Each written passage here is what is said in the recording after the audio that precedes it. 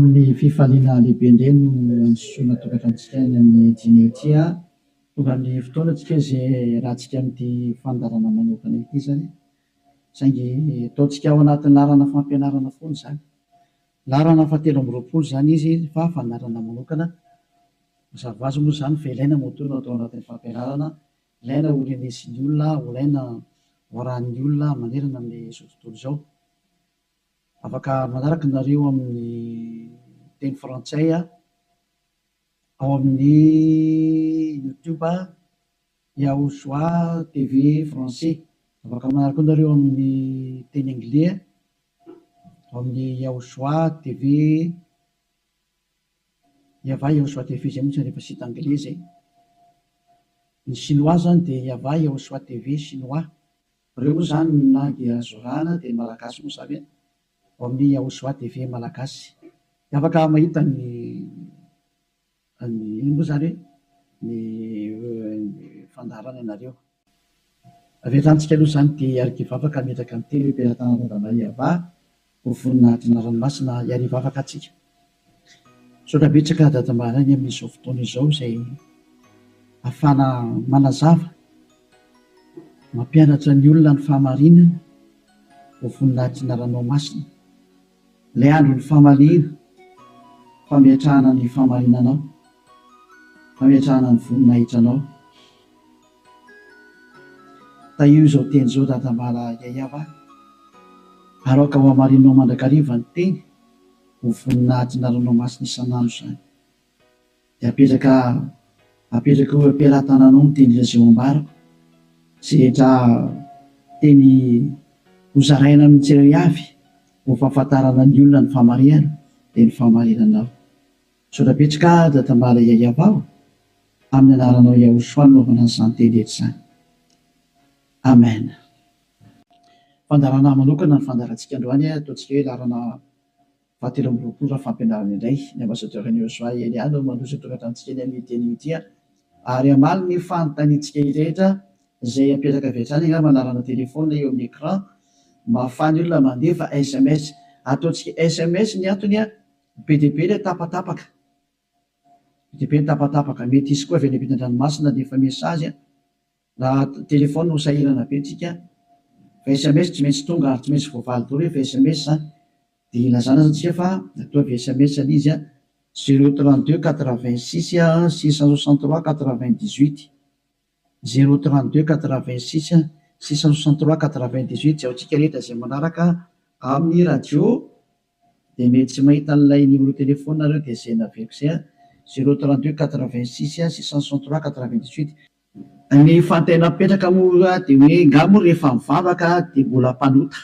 iza zany nampianatra an'izany teny izany zay moa zany ny lohateny ny fandarantsika androany izy moa zany milaza fa rehefa mpivavaka na hoe manaradia zany zanak'Andriamanitra zany dia mpanota ny dikan'izany afaka manota satria izay mihitsy moa zany ny tena iainan'ny olona sy arahan'ny olona mbola afaka manota mihitsy fa io zanak'Andriamanitra io rehefa maty dia noentiny daholo ny fahotana ary namela ny fahotana izy tamin'ny izy maty teo amin'ny hazofijaliana ary ny dikan'izay dia afaka manota foana amin'izay ny olombelona dia moa zany ny tena zavain'ny olona rehetra manerana azy tontolo izao zany zay ilay mpanaradian'i Jesosy rehetrarehetra zay hoe afaka manota daholo ny olona rehetrarehetra ary izy afaka manota iny dia ny antony dia satria efa in'ilay zanak'Andriamanitra iny no ny fa mitondra ny fahotana sy ny karazany ka afaka manota intsony zany ataoko hoe tena Andriamanitra vendrana be mihitsy ny fampirezidan repoblika raha mbola misy saina noho izy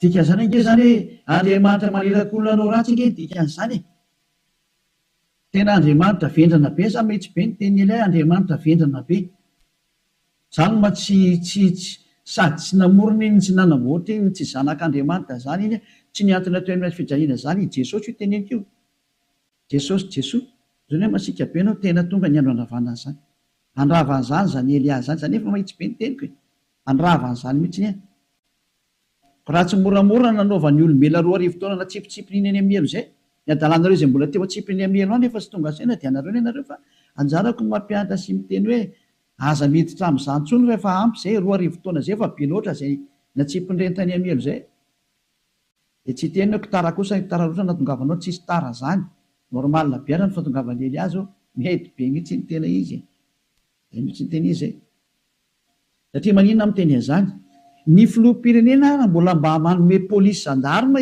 hiambina ny olona tsy hanao ratsy ary raha manao ratsy le olona tena gadrainy any am-ponja mihitsy nasiny ny tribonaly anaovana ny fitsarana ary mandefa olona any am-ponja ny mpanao ratsy dikan'izany tena mbola mandinika ny olombelona noho ny Andriamanitra tomponareo ary Andriamanitra tena manakotana fiarahamonina ny Andriamanitra nareo satria manirakolona anao ratsy hoe tsy manina fa mahazo manao ratsy ianao fa beba fotsiny rehefa tonga sabotsy lahady avy areno indray rehefa avy eo dia beba sabotsy lahady mazava be ny teny Elia hoe ny filoham-pirenena raha mbola misy saina ary ny prime ministre malagasy raha mbola misy saina raha malagasy no resahana dia ny prime ministre nareo ny tanàna izay misy nareo any raha ny Amerika zany dia ny filoham-pirenenareo no mbola misy saina no le jizasinareo na any amin'ny Frantsa dia ny filoham-pirenenareo mbola misy saina no Jésus nareo satria ireny ana mbola mitady ny hevitra ny tsy hampanotanareo sazinareo raha vao manao ratsy mbola misy saina noho ny Andriamanitra nonge ho any filoham-pirenena dikan'izao mbola misy fahendrena ny filoham-pirenena sy ny prime ministre sy ministra noho ny Andriamanitra tomponareo adalanareo izay hanompo an'izany zavatra zany mba tonga sainao mialohan'ny mesazinareo moa zany dia ny anana nefako an'olo hoe zatra tena mahavariana nge zany sady zany hoe ahoana tokoa moa ianao ve dia Andriamanitra ho no arahanao amin'ny mampamorona anazy zany any ianao zany ny dikan'izay raha mpamorona izy mpamorona eo Andriamanitra io dia zany any ianao zany ka raha mpamorona zany le Andriamanitra maninona moa izy mamela ny zanany andehanao ratsy raha Andriamanitra zany na ny ankonany anao ratsy fa ny tena Andriamanitra dia zao tsy manaiky ny ankonany anao ratsy novi tahaka ny ray aman-dreny mananjanaka dia tsy ndray aman-dreny mihitsy aniraka ny zanany hoe andana manao ratsy fa mifona fotsiny aminay ialahy rehefa avy eo ohatran' izany ankely sary dana mangalatra ialahy dia rehefa azo ny lahy daholo ny zatra rehetra dia veny aty amin'izay mifona efa nazo aloha lahy zay dia avelako rehefa avy eo indray iverina indray rehefa rapitso indray jangatsanga indray anao rapitso dia mifona fotsiny indray rehefa avy eo ohatran'izany ange ty sary ty tsy mba Andriamanitra zany amina fa devolo manao an'izany hevitra zany tsy mba misy Andriamanitra ny teny an'izany zao ny teny le Andriamanitra marina fa za moa fampidirana taony ary teny entina tonga sainanareo hoe tsy izy mihitsy ny ty Andriamanitra ny tomponareo hatramin'izay ty fa mpiara-miasa amin'ny devolo zay moa le fampianarana tary amin'ny numéro 18 sy 19 zay mpiara-miasa amin'ny devolo io ny antony dia zao ilay tena Andriamanitra dia namoaka an'izao fanambarana zao aza manota intsony zay ny tena baiko ny Andriamanitra tena marina hoe aza manota intsony ka raha izay Andriamanitra tena marina zay ny namoaka an'izay baiko zay aza manota intsony zay ahoana moa zany ianao ny lasa mbola misy miteny hoe mahazo manota kambo fa nentin'ilay zanak'Andriamanitra ny fahotanao dia afaka manota anao fa mibebaka fotsiny rehefa avy eo tena zany rehefa tehany feon'ny demony ny teny izy ohatsy rehefa tsika ny histoiran'ilay vehivavy janga ilay vehivavy janga any dia zao rehefa nijangatsanga izy dia tratra ny olona dia nomelohan'ny olona ary nandeha hovonora rehefa nentina teo amin'ny Jehosoa izy dia hoy Jehosoa hoe zay tsy nanota taminareo naoko hitorabato azy voalohany zany ny tenyilay zanak'Andriamanitra tena marina zay kanjo moa zany hiala daholo ny olona tsisy afaka nitorabato satria samy mpanota daholo dia izy amin'izay Jehosoa mantsy an'ilay olona hoe raha vehivavy eo nakaiza daholo ilay olona naiky hamonanao teo dia hoe tsisy eo intsony tompoko tsy nisy nanameloko anao va dia tsisy io tsisy dia hoy Jehosoa hoe za koa tsy manameloko anao tsony teo zany le fanadiovana teo za tsy manameloko anao tsony zany hoe nodiovina le vehivavy nomboka teo hoe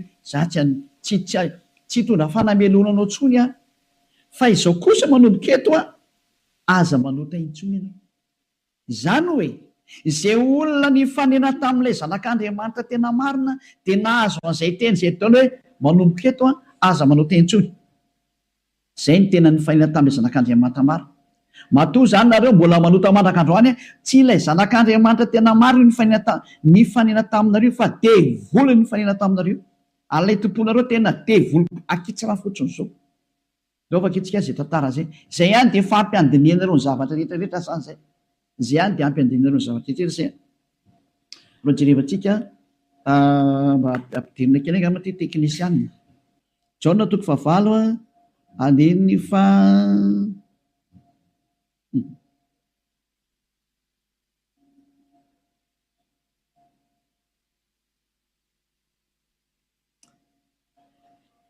Jaona 9 andininy fa 7 ary raha nandre zany izy dia nivoaka tsiray hatramin'ny zokonjokony ka hatrany amin'ny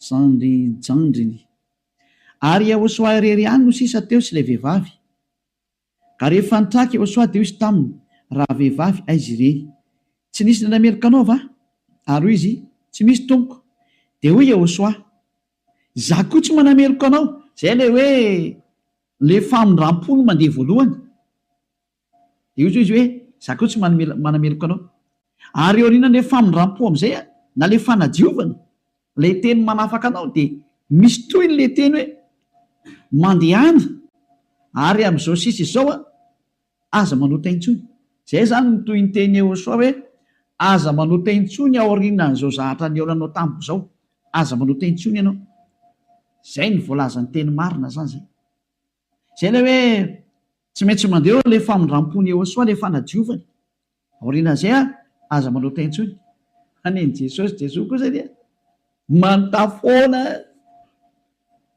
fa rehefa avy eo mifona indray dia manontà ihany dia mifona jerevantsika deo aloha zay melony natongavany SMS nareo amin'ny fanontanianareo hoe nga moa mbola mahazo manota rehefa tafaraka amin'io Andriamanitra marina io fa ny teny ny divolo miteny hoe mahazo manota fa le Andriamanitra marina miteny hoe tsy mahazo manota intsony dia dinio zay miaraka aminao zany manao koiza le miaraka aminao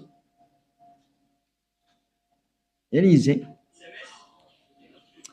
antsika aloha hitodika indray tsika any amin'ny teny manaraka indray indray tsika aloha hijery indray tsika aloha Jaona 5 Jaona 5:14 rehefa afaka izany dia hitany Yahosoa teo an-kianjan'ny tempolo raha lehilahy dia hoy izy taminy ino efa sitrany ianao aza manota intsony fa andraho anjoanao zay ratsy nohony teo teny faharoa navoaka ilay tena zanak'Andriamanitra tena marina izay hoe mba tsy anjoanao ny ratsy nohony teo dia aza manota intsony ianao zany hoe zay olona ny fanena tamin'io Andriamanitra marina io zany ilay zanaky ny avo indrindra ilay tena izy dia ny tenenany hoe aza manota intsony fa andraho anjoanao ny ratsy nohony teo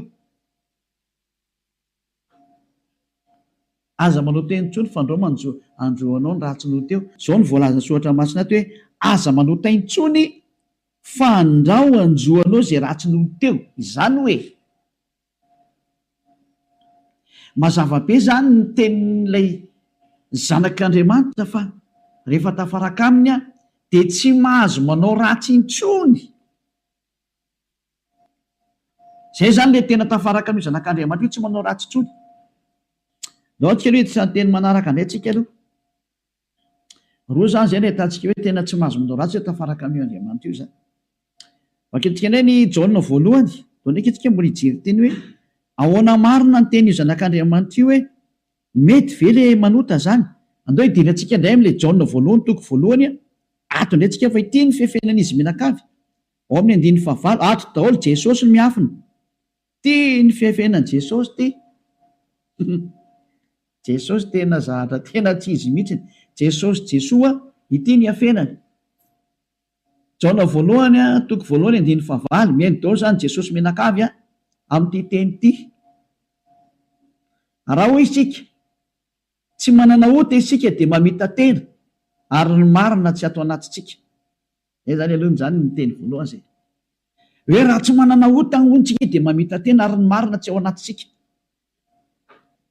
fa raha miaiky ny fahotantsika isika dia matoky sy marina izy ka mamela ny fahotantsika sy manadio antsika ho afaka amin'ny tsy fahamarina rehetrarehetra zay dia toy izao kany raha hoy isika tsy nanota isika dia mampandainga azy ary ny teniny tsy ato anatsika dia io faran'io nitazomy zareo amin'izay hoe raha hoy isika hoe tsy nanota isika dia mampandainga azy ary ny teniny tsy ao anatsika tazomin'ny Amerikanina io frantsay ny anglisy ny alemaina malagasy ny afrikanina rehetra zao tontolo zao dia miara-mitazana io teny io ka miteny hoe tsy maintsy manota hony araka ny tenin'ny apôstôly John.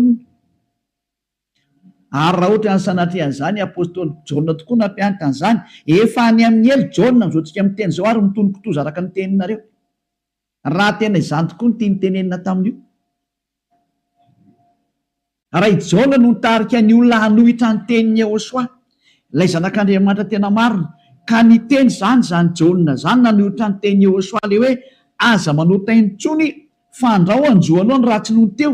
Ka i John indray no miteny hoe mahazo manota ka moa fa raha tsy mpanota dia mampandainga an'Andriamanitra nareo. Dia miteny aminareo fa efa any amin'ny elo John amin'izao tsika miteny izao. Ary mahitsy be ny tenin'ny ely hafa tsy sangina mihitsy izany teny izany. Any amin'ny elo John na hoe Ioanana.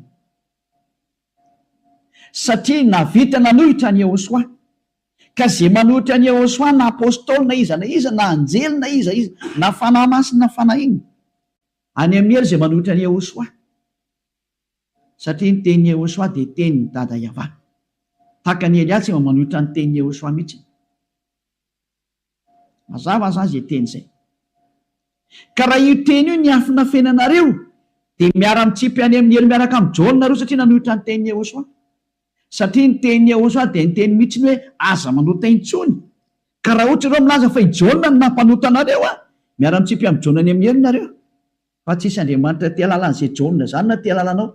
Fa i John sy ny olombelona dia mitovy ihany. Ka raha nanohitra ny tenin'ny Yehosoa zany John zany, any amin'ny elo izy amin'izao tsika miteny izao. Dia any amin'ny elo tahaka anareo rehetra rehetra. Dahora jerevantsika le fandehan'ilay teny azy. Inona tonga ny John ny teny an'io? Ny olona izay mbola tsy tonga amin'ny Yehosoa, raha izy no miteny hoe tsy manana ota za, dia mamita teny izy ary ny marina tsy ao anatiny. Izay ny dikan'ilay aty amin'ny 9:9 sy 10 hoe raha hoy isika tsy nanota isika dia mampandainga azy. Satria ny olona rehetra tokoa dia tena mpanota daholo. Ary ny tenin'Andriamanitra dia milaza mihitsy fa ny olona dia mpanota. Samy nanota izy rehetra ka tsy esy manana ny voninahitra avy amin'Andriamanitra. Reny le izy reny. Raha mbola tsy tonga amin'ny Yehosoa ilay olona dia tsy maintsy mpanota izy. Izay ny dikan'io teny io. Izay ny dikany hoe raha misy miteny hoe tsy manana ota dia mpamita tena ary ny marina tsy ao anatiny. Satria ianao raha mbola tsy tonga amin'ny Yehosoa dia tsy maintsy mpanota ianao. Ary zany ny ilazana amin'ny Jesosy dia olona miaraka amin'ireny fa olona mpanota ireny satria tsy mbola tonga aty amin'ilay tena izy. Fa ao amin'ilay pisoloky nareo no nandeha. Dia hoy ilay pisoloky mahatsinareo hoe mpanota nareo. Pisoloky io tsy niantona teo amin'ny fijaliana zao fa zatra mpamitaka io. Samy mijery ny marina tsika. Mioka anao teo ny tenin'ilay zanak'Andriamanitra. Ny tenin'ilay zanaky ny avindrina fa mioka anao teo e. Kaza mamaly tsony ianao. Fa ny tany sy ny lanitra ho levina hoy Jehosoa fa ny teniko tsy levina mandrakizay. Aza hoe izay teny izay. Ka raha ny teny izy hoe aza manota intsony dia tsy misy mahazo manapotika izay teny izay. Matthieu 24 firy angamba nisy loatra jevantsika kely teny. Hitina kely ihany tsika aloha. Matthieu 24:35 sa 33. Ohatsy revantsika kely aloha. Matthieu 24:35. Matthieu 24:35. Ny lanitra sy ny tany ho levina fa ny teniko tsy mba ho levina. Ny lanitra sy ny tany ho levina ozy ilay teny fa ny teniko tsy mba ho levina. Izany hoe ilay teny hoe aza manota intsony tsy ho levina mandrakizay. Ka raha nisy nandevina an'iny dia vory izay nandevina an'iny. Raha nisy ny teny zany hoe tsy maintsy mpanota nareo ka, tsy maintsy manota nareo ka, dia manohitra an'ilay teny ilay zanak'Andriamanitra amin'ny teny hoe aza manota intsony. Ka raha misy zany nampianatra nareo hoe tsy maintsy manota, dia ny kontra n'io tenin'ilay zanak'Andriamanitra marina io. Ary rehefa ny kontra ny teniny dia devoly izay nanohitra anazy. Satria ny teniko izy tsy azo levonina. Zany tonga namiteny hoe tandremy ianao tsy misy John ny teny taminao mihitsy hoe ndany ianao manota fa ny agigenao mahatonga anao miteniteny foana eo. Ianao no te hanao zavatra tsy manjary amin'io Andriamanitra marina io. Ianao no te hanao ratsy ihany dia ilay Andriamanitra marina no endrikendrehanao. Daholo aloha tsika anaraka an'ilay teny zany. Ohatrany ohatra mafimafy be ny teninao ambassadeur. Tena tsy mafy zany. Any raha ny mora indrindra tokony renisy ny sofinao zany fa tokony mafimafy noho zany no tokony hoeninao satria be izay nahadalana nataonareo izay ve. Tsy hoe heverinareo fa faly aminareo Andriamanitra tokony fampianarana io. izy very miteny hoe aza manota intsony de nareo nefa ry mamaly hoe tsy maintsy manota fa tsy possible mihitsy izy zany. Nareo no te araka amin'le Andriamanitra tsy izy nareo any de ny famarina le Andriamanitra kosa ny potipotenareo. Iza mampanaonao an'izany kosa ny ianao? Daoary Jaona voalohany toko voalohany 9:9. Koa raha hoy isika hoe tsy manana ota isika dia mamita tena ary ny marina tsy ao anatsika. Zay aloha zany le hoe raha misy mbola sy tonga ao amin'ny Yehosoa anao de mpanota ianao ka raha ianao raha mbola sy tonga ao amin'ny Yehosoa no miteny hoe za tonga tsy mpanota intsony de mpandainga ary mpamita tena. Zay no mahatonga an'izay niaraka tamin'i Jesoa rehetrarehetra na Jesoa tsy haiko fazan'ireo azy Jesus ny teny daholo nareo hoe mpanota satria tsy mbola tonga atao amin'ilay izy nareo de tsy maintsy miteny mpanota nareo, porofo mitohaka amin'ny tendanareo fa tsy mbola tonga ao amin'ilay tena le zanaky ny avy nareo fa pisiloko miaraka aminareo sady mpandainga ny pisiloko tsy niantona teo amin'ny azy fijaliana zany kory na ny kely ary tsy nanitsaka tety kory ny ary ny tongotro io. Toy izantsika amin'izay ny 9:7. Fa raha miaiky ny fahotantsika isika, mila miaiky ny fahotanao ianao zany dikan'izay de mahatoky sy marina izy ka mamela ny fahotantsika, tena tade mamela izy raha miaiky itsika ary manadio antsika ho afaka amin'ny tsy fahamarinana rehetrarehetra, afaka daholo ny tsy fahamarinanao rehetrarehetra hatrany amin'ny fieritreretana ratsy voadio daholo mihitsy. Tsy mety manana saina ratsy mihitsy fa tsara foana ny saina, tsy mety mandeha makany amin'ny zavatra ratsy mihitsy izy fa ho an'ny Yehosoa daholo ny zavatra rehetra. Zay ny fiainany dia ho an'ny Yehosoa, velona ho an'ny Yehosoa, miara-mipetraka amin'ny Yehosoa, miaina ho an'ny Yehosoa, Yehosoa ny antony fivelomany. Zay ny olona tena tafaraka amin'ny Yehosoa zay madio tanteraka hatrany amin'ny fieritreretana madio mihitsy. Toetrika le teny ko maninona ary eto misy miteny hoe raha misy miteny hoe tsy manana ota isika dia mampandainga azy. Ka raha mbola sy tonga amin'ny Yehosoa ianao no miteny hoe za tsy mpanota dia mpandainga ianao. Any amin'ny Jesosy tsy misy an'izany afaka amin'ny fahotana zany, ao amin'ny Jesoa tsy misy an'izany afaka amin'ny fahotana zany. Zay ny dikan'izany. Dia itoy amin'izay ary io teny eo amin'ny Jaona voalohany toko voalohany io notohizany Jaona io ry amin'ny Jaona voalohany toko 7 fa tsy najanony teo fa notohizany ry amin'ny toko 7 amin'izay zany hoe nitoy io teny io fa tsy nijanona teo ao amin'ny toko 7 dia ao amin'ny 9:4 amin'izay no jerevantsika 9:4. Jaona voalohany toko 7 9:4. Izay rehetra manota no mandika ny lalàna fa ny ota ny fandikana lalàna. Zany hoe ny olona zany rehefa nandika an'izay teny Yehosoa zay aza manota intsony ka ianao milaza fa mpanota dia efa nanota ianao zany dikan'izay aloha fa fanamporofonina rehefa nandika ny teny Yehosoa ianao dia efa mpanota ianao zay. Zay mahatonga ny vavan'ny tsy afaka amin'ny fahotana. 9:5. Fantatrareo anefany fa izy no naseho hanaisitra ny ota, io ara le teny nanaisitra ny ota ary izy ary tsy mba misy ota mihitsy ao aminy. Zany hoe rehefa ny olona zany no tonga ao aminy dia tsy misy ota mihitsy ny eo aminy. Dia toy izy amin'izay ary ny 9:9. Izay rehetra mitoetra ao aminy ara dia tsy manota. Niza zany tafaraka amin'ny Yehosoa dia tsy manota intsony. Zay ny tena nytenenin'ny Jaona zay. Ary taorian'ny fananarany tarikatra amin'ny Jaona voalohany toko voalohany 9:9 dia nitsindriny amin'izay ny teniny fa rehefa tonga ato amin'ny Yehosoa kosa nareo dia tsy manota intsony. Ary zany hoe raha mbola sy tonga ao amin'ny Yehosoa nareo dia mpanota nareo. Rehefa tonga ato amin'ny Yehosoa kosa nareo tsy mpanota intsony. Zany mampiseho miariary mihitsy fa mpamitaka sy mpandainga iny Jesosy iny. Iny Jesosy mandainga io. Adalanao zay te hiaraka amin'izany Andriamanitra mampandainga sady mampandainga ny Andriamanitra marina ary misy loko ny asany ary nandefanareo any amin'ny hery. Adalana ianao raha mbola hiaraka amin'izany ianao safidinao moa inoko. Raha tsy inga amin'ilay miaramila ny devolotiko ianao dia naika an'izany famononanao zany. Fa raha olombelona normal maheno ny hery amin'ny teny tonga saina daholo ary tsisy manaiky fitahana intsony.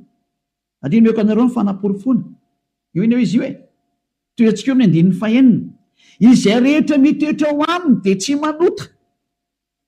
Niza zany mitoetra ao amin'io Yehosoa io dia tsy manota intsony izy fa izay rehetra manota ozy izy ao nitenin'ny Jaona amizay de sady tsy nahitana azy ary tsy mahalala anazy. Tsy netan'io zanak'Andriamanitra maro io nareo midika zany fa i Jesosy de tsy zanak'Andriamanitra, Jesoa de tsy zanak'Andriamanitra maro, tsy izy io. Pisoloky ary mpamitaka satria nampanota anareo foana hatramin'izay. 2 taona reo mipetraka atao anatin'ny fahotana, tsy afaka anareo zany ny dikan'izay. Mbola hiteny any venareo fa marina ny lalakaleana. Toizantsika ihany ny teny Jaona satria Jaona ihany nampanganareo de aleo Jaona koa ny namafy ny teniny. Jaona voalohany ihany 7:9 daoarany. 9:7 moa vakitsika. Aleo 9:9 aloha tenentsika ny tenin'ny apôstôly Jaona. Izay manota dia avy amin'ny devoly satria ny devoly manota hatramin'ny voalohany. Io izy io. Niza zany manota dia avy any amin'ny devoly zay satria efa tonga Jehosoa manala ny fahotana. Zay manota am'izay izy Jehosoa am'izao dia avy any amin'ny devoly izy. Ianao zany rehefa mpanota dia avy any amin'ny devoly ianao. Mpitondra fivavahana ianao. Milaza ianao zany fa mpanota ny olona. Avy any amin'ny devoly ianao. Andriamanitra tompony olona ianao. Milaza ianao fa mpanota ny olona ary ampirisinao ny ota ny olona. Avy any amin'ny devoly ianao. Zany hoe olona ny rahana devoly akety zany io miaraka aminao io. Mametrereta. Mbola sy tonga sena miteny mandeha ihany ianao. Asakasakanao aloha fa zay le fandarana androany fanavotany ity. Niendry mahita loza kamery ny adala mandrosika vo. Lao raha vaketsika indray ny teniny 9:7. Ty le nitenenin'ny apôstôly Jaona ihany. Ovaly le Jaona voalohany 9:9 sy ny 10. Hoe ny olona izy Jaona rehefa tonga ato amin'ny Jehosoa tsy mety manota intsony. Ilay tena zanak'Andriamanitra tena marina. Izay rehetra naterak'Andriamanitra no tsy manota. Matonao zany mbola manota dia tsy nateraka io Andriamanitra ianao fa nateraka Jesosy Jesoa. Dia io anao mpanota io. Mbola tsy nateraka ilay zanak'Andriamanitra tena izy ianao fa niteraka anao dia ilay pisoloky no niteraka anao. Ilay mpamitaka no niteraka anao. Fa ilay Andriamanitra tena marina tena manizingizina mihitsy netrany amin'ny Jaona apôstôly tsy nivadika tamin'ny teny Jehosoa izy. Fa nitazominy teny Jehosoa hoe izay rehetra nateraka io Andriamanitra io dia tsy manota satria maninona ozy izy. Satria ny voany mitoetra ao anatiny ka tsy mahay manota izy. Tena tsindriana fandroany. Tsy mahay manota izy. Fa maninona hoy satria nateraka Andriamanitra. Izy zany nateraka io Andriamanitra io dia tsy manota intsony. Fa zay nateraka ny devoly io manota foana ary miteny hoe tsy maintsy manota sy ny karazana. Devoly ny rainy. Soratra masina daholo miteny anio tsy misy nidirany Elia mihitsy ny zanona kely fa samy soratra masina jerevantsika ary confirmeny Elia mihitsy ny teny le zanak'Andriamanitra marina ilay maty teo amin'ny azy fijaliana hoe aza manota intsony. Zay ny tena teneny ao anatin'ny baibolinareo zany teny zany. Ao anatin'ny baibolinareo zany teny zany fa tsy zany namorona. Andana vakeo fa fanomeko tarihan'ny voavonanomboka ny fandarana. Ao anatin'ny baibolinareo le izy. Ary rehefa avy eo dia nitsindrin'ny apôstôly amin'izay zany teny hita zany. Mbola nampiny ao amin'ny Jaona voalohany 5:5 mbola nampiny teny akaiky indray 9:9 Jaona voalohany 5:18 ty ndray ny teny manaraka. Jaona voalohany 5:18 mbola nitsindriny Jaona daholo ny teniny. Io zany tsy Jaona akory no makany amelo sanatria zany fa ianareo no makany amelo zay nanendrikendrika ny Jaona. Nanendrikendrika ny apôstôly Jaona salary Saolina salary Ioananina. Ianareo zay nanendrikendrika anazy mitsipy makany amin'ny elo fa tsy satria tena ny teny mihitsimihitsiny teny fa naporofona manaraka. Mbola Jaona ihany no teny aty. Fantatsika fa izay rehetra nateraka Andriamanitra dia tsy manota. Fa izay nateraka Andriamanitra dia miaro ny tenany ka tsy mikasikazy akory ilay ratsy. Tsy azo ny devoly kasena mihitsy ny olona miaraka amin'io Andriamanitra marina io. Izay nateraka io Andriamanitra io. Matoa ianao mbola mpanota nateraka devoly ianao. Zay miaraka aminao zany mpiara-miasa amin'ny devoly ny dikan'izay. Zay ilay fampianarana numéro 18 sy 19. Hoe mpiara-miasa amin'ny devoly io Jesosy Jesosy Jésus Jesus-nao io ry Amerikanina. Ary frantsay ry anglisy avy any aminareo fampianarana io. Nareo no mitondra ny unité nakety atody kely amakany aminareo mihitsy n'izao ny teny. Ahoana io teny io? Nampianaranareo dao zao tontolo zao lasa mpanota. Ahoana? Pozinareo ny olona. Zao le Jesosy nareo zao. Vao tsy tonga saina ihany. Vonoanareo daholo ny olona teto ambony ity tany ity. Matinareo ohatran'ny amin'ny malagasy rehetra rehetra. nampidirina ireo zava-dosany teto amin'ny tanin'ny malagasy, tany amin'ny tanin'ny frantsay, tany amin'ny tanin'ny anglisy, izy tompony ihany moa zany. Andriamanitra tsy izy natsofoko ny tena ampalahelo be le sary misy. Velantsika any zany rehetra zany fa ny eny ao mahita lozaka meny adala mandrosika voe. Toy antsika amin'izay ny teny ary tia nentiko amarana anazy dia afaka miditra daholo amin'izay tsika amin'ny mesazy satria efa 37 minutes izay ny resako dia afaka miditra daholo amin'izay nareo. Araka ny bokin'ny misy ny Hebreo toko 10 andininy 420 ho an'ireo izay milaza fampanota na hoe mifona dia mivavaka dia mifona dia manao ratsy dia mivavaka dia manao ratsy dia mifona moa e, manao ratsy dia mifona dia manao ratsy dia mifona. Ity ny tenin'Andriamanitra nomena anareo ho an'ilay olona manao an'izany adalana minimanota zany. Izany nampianaran'i Jesoa anareo. Jesosy dia jereo zava-doza amina tambo tena fanohitra amin'ny soratra masina mihitsy nge teny izy. Dia hoe tena devolona nampianatra anareo an'ity resaka hoe tsy maintsy manota ity. Nareo ny tsy afaka dia ilay Andriamanitra marina ny endrika andrianareo. Ny teny demolona ny tazominareo. Izay koa ny tena point ambony indrindra ato amin'ity fiarahan'Andriamanitra ity satria Andriamanitra io tsy mihaino mpanota. Ka le manafaka anareo amin'ny fahotana mihitsy tsy ekeny hatramin'ny farany mihitsy, tsy eken'ireo devoly ireo. Ary izany ny fampianarana alefan'i Jesosy aminareo Jésus hoe aza tao afaka amin'ny fahotana mihitsy ny fa io no tena sakafon'ny zareo. Satria raha vao afaka amin'ny fahotana tafaraka amin'io Andriamanitra io avy hatrany, ataony tsy afaka ao mihitsy nareo. Satria sady mpandainga, ny mpangalatra, ny mpisoloky, ny mpiteny ratsy, ny mpanao teny vetaveta, tsy haiko intsony izay ataonao rehetrarehetra any. Izany ny faratsianareo. Andininy 420 Hebreo toko 10, Hebreo 10:26. Fa raha minimanota isika rehefa nahazo ny fahalalana tsara ny marina, minimanota.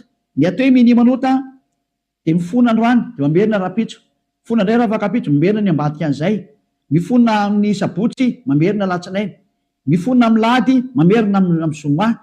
Izany ny atao hoe minimanota raha tsy hainareo. Dia cercle vicieux miverina eo foana io. Ianao mihitsy n'izany voateny izany.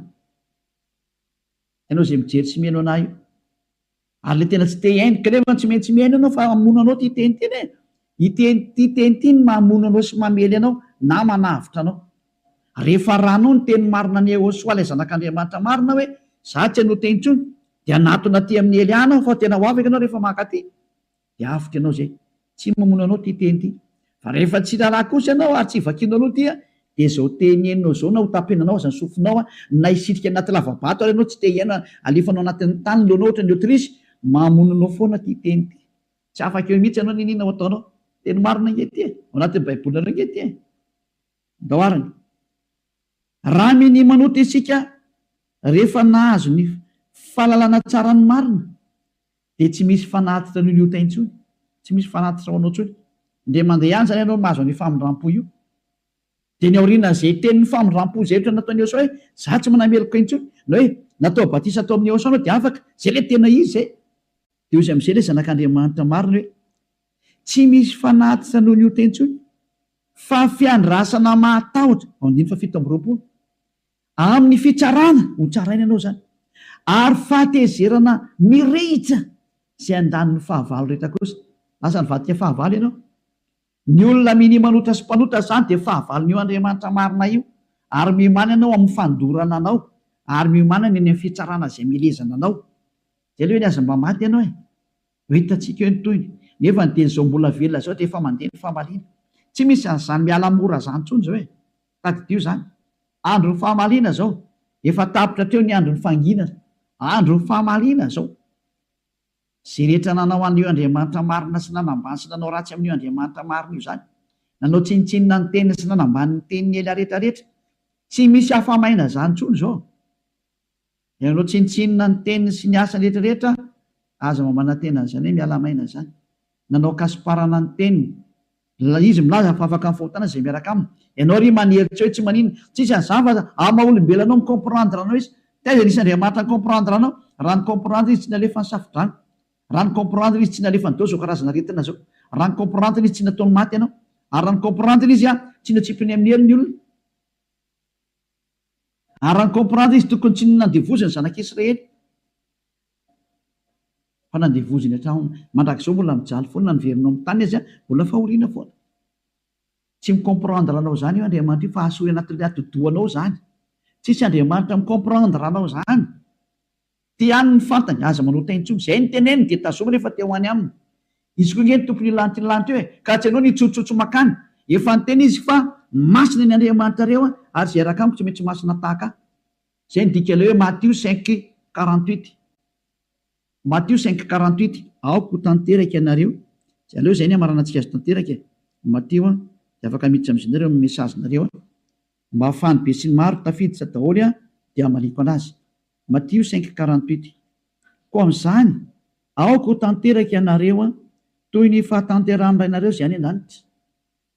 Ianao zany dia efa nomeny Yehosoa baiko hoe rehefa teo any amin'ny lanitra ianao aoka ianao tanteraka. Atao ny sitraponao atete an-tany tahaka ny any an-danitra any amin'ny lanitra ambony any zany. Manomboka eto ianao zany dia tsy maintsy tanteraka. Dikany tanteraka ao amin'ny teny Anglisy dia hoe perfect.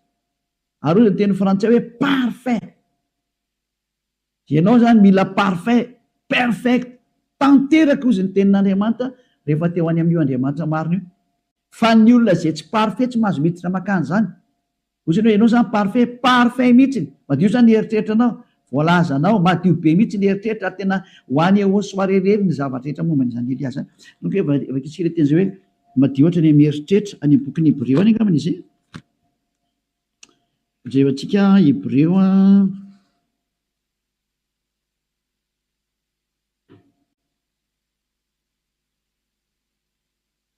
tsy le mainka fanirany Yehosoa zay manady.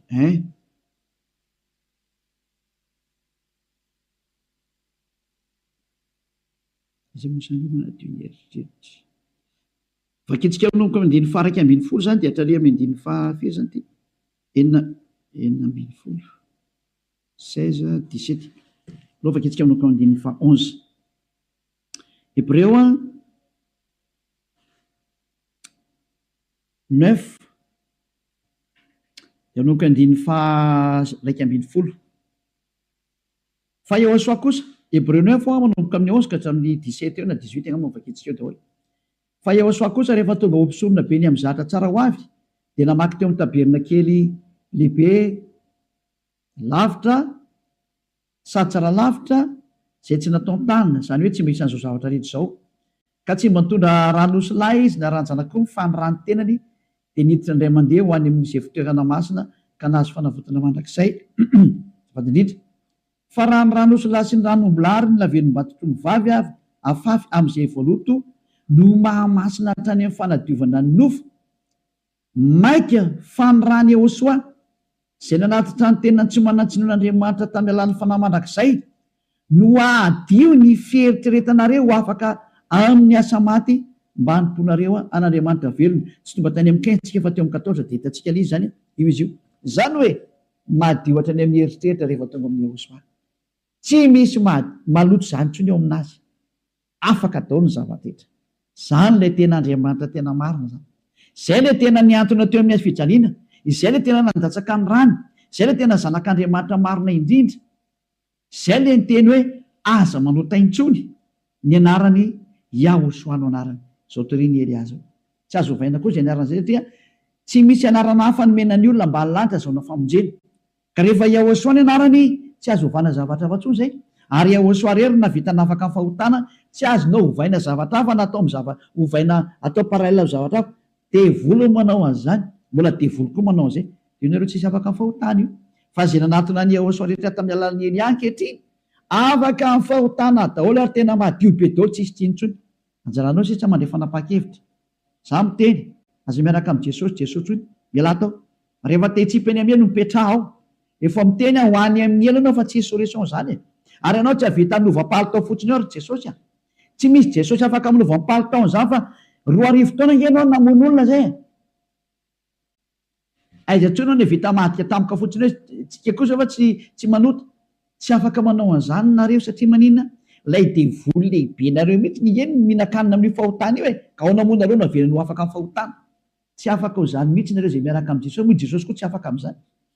Samy voa daholo nareo. Fa endrena andao anatona ny Yehosoa hiaraka amin'ilay Andriamanitra Abrahama izay antsoina amin'ny anarany hoe Yahva. Andao hiaraka aminy. Andao hiaraka amin'ny Yehosoa ary andao hiaraka amin'ny Eliazy ho hitanareo maso mpanavitra zany Eliazy zany, mpamonjy zany, ary tsy manaiky ny faratsiana hatramin'ny farany, tsy manaiky an'io Andriamanitra tsy izy io zany mihitsy. Tonga ny andro andravana ny reny ary tena mandravy Eliazy ao. Zay koa ny asany atao hoe Eliazy, mandrava ny Andriamanitra tsy izy. Mirary izy so tsika rehetra ho faly nandeha izany teny zany. Miala amin'ny Jesosy sy Jesoa, miala amin'ny Jésus tsy zasy, mahitsy be ny tenin'ny Eliazy. Rehefa te ho ripaka nareo dia mipetraha ao, safidy io sisa. Ary rehefa te hitsipy eny amin'ny elo nareo dia mipetraha ao. Efa niteny taminareo ampiara-dia amin'ny devoly io.